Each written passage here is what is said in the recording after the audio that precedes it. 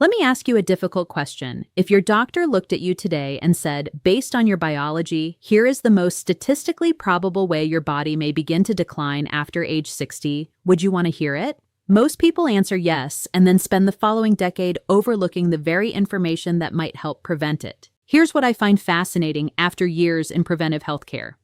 There is one piece of information that every person in this country has possessed since birth. It sits on a card tucked away in a drawer or on a medical record from decades ago, and it remains one of the most overlooked biological markers we have for forecasting age-related disease tendencies. It is your blood type, not in the way popular diet books describe it, not in the way wellness personalities discuss it, but in the way peer-reviewed population studies involving hundreds of thousands of individuals followed across many years have increasingly demonstrated that your blood group leaves a measurable imprint on how your cardiovascular system ages, how your brain withstands stress, how your immune system responds under attack, and yes, statistically speaking, what is most likely to threaten your life if you do not take action early. Today, we will examine every blood type, O, A, B, and AB. And for each one, I'm going to share something most doctors rarely discuss during a routine examination. Not because they are hiding information, but because there simply is not enough time in a 15-minute visit to connect all these pieces for you. I am going to do that right now. But stay with me until the end of this video because there is a factor that sits above every blood type. Something beyond the letter on your card that significantly alters your individual risk profile, and most people have never considered it even once. But before we continue, do me a quick favor. Leave a comment below and tell me, what is your blood type, O, A, B, or AB? I'll be covering each one in this video, and knowing yours will make everything that follows far more meaningful to you. Type O. Let's begin with type O, and I want to approach this from a different angle than you may have heard before. Type O is the most common blood type in the world. Approximately 45% of people have it, and for much of human history, that likely provided a major survival benefit. Type O blood appears to have developed among our earliest ancestors, shaped by conditions that required physical stamina, a strong defense against parasitic infections, and a digestive system capable of handling substantial amounts of animal protein during challenging circumstances. Here is what that ancient biological design looks like inside a modern body after age 60.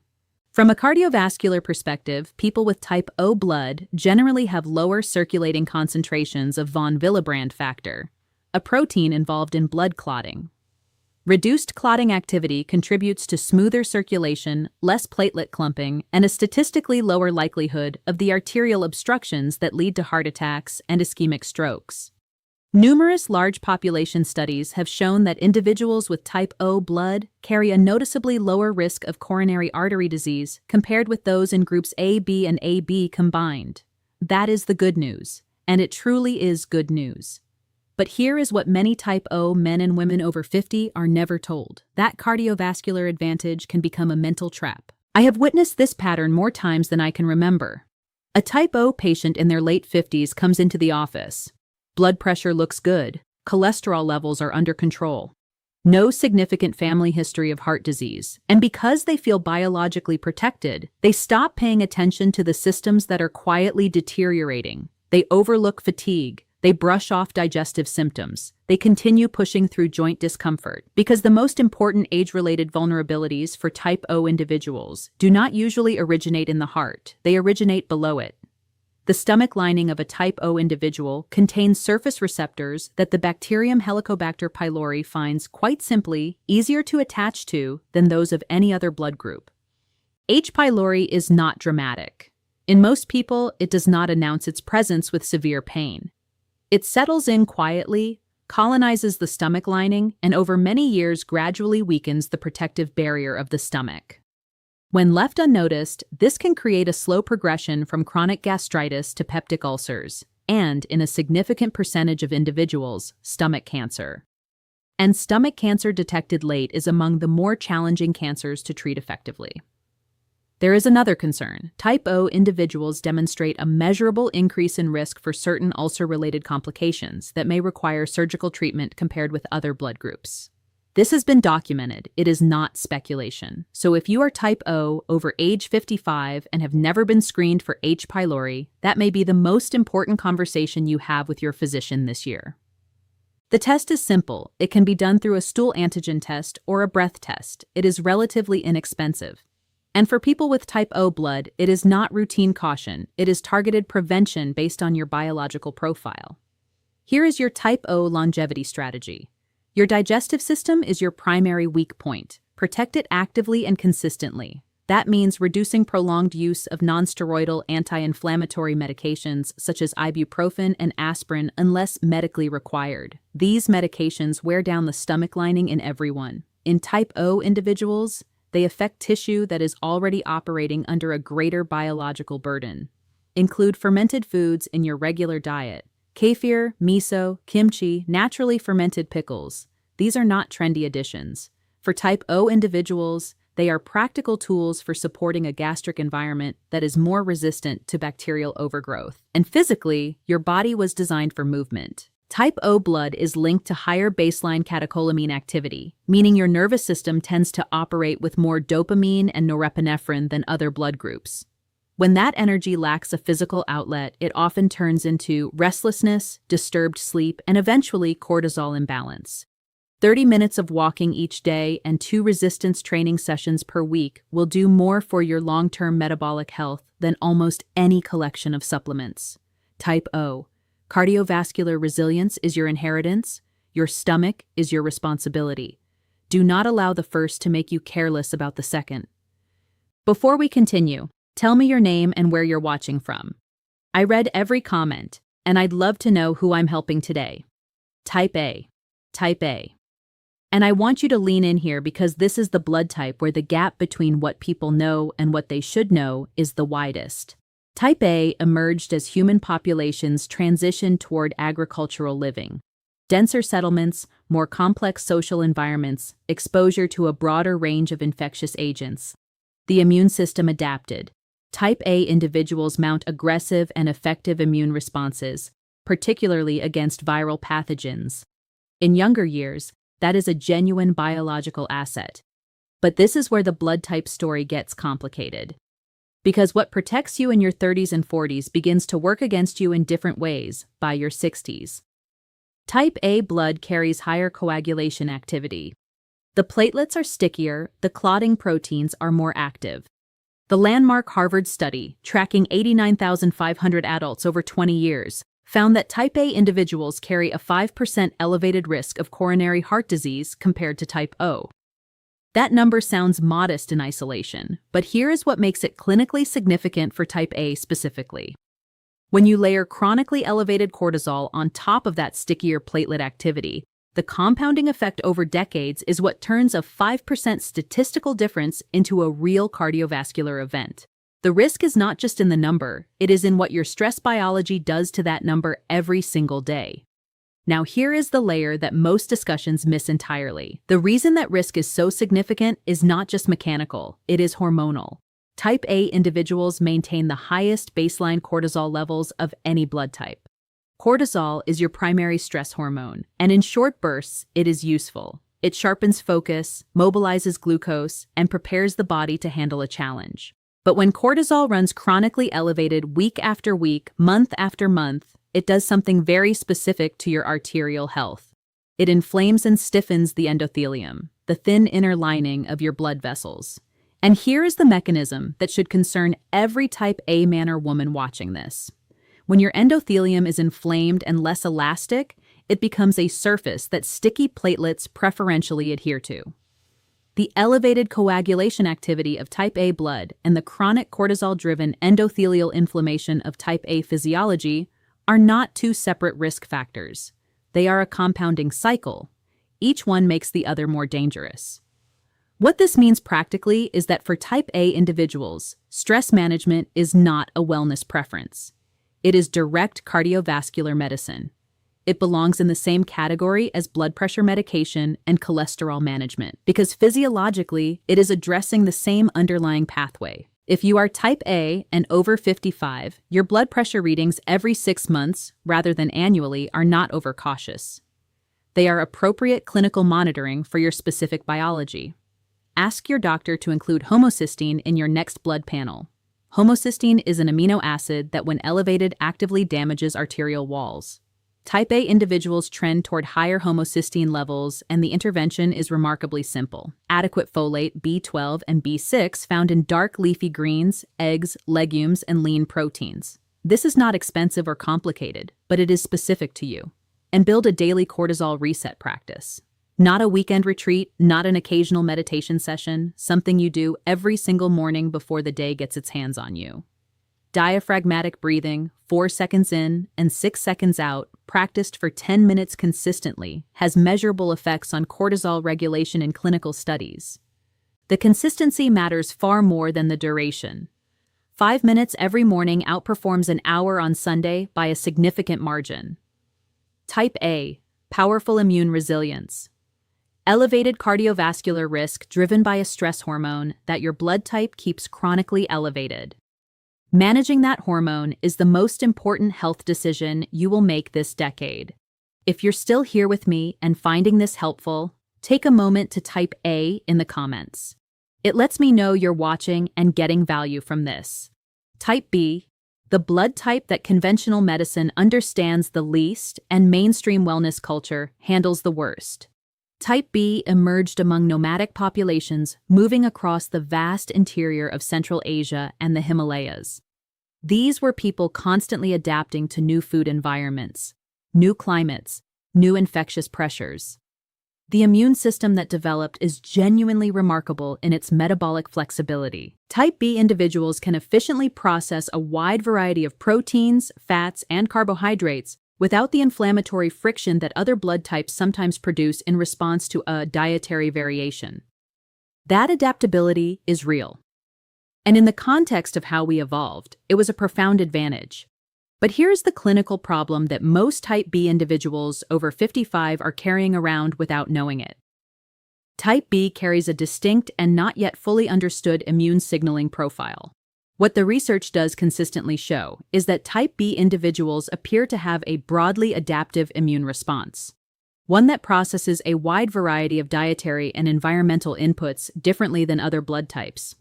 Studies confirm that Type B individuals have a measurably different gut microbiome composition, and that certain inflammatory dietary triggers, refined seed oils, ultra-processed foods, high fructose corn syrup, appear to generate stronger systemic inflammatory responses in Type B compared to other blood types.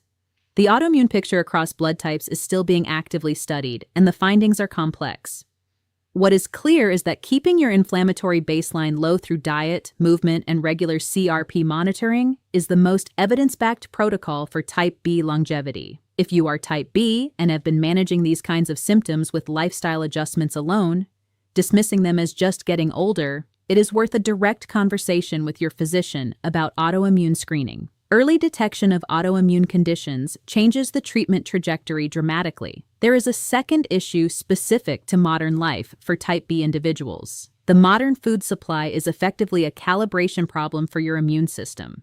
Refined seed oils, ultra-processed foods, high fructose corn syrup, these do not just represent empty nutrition.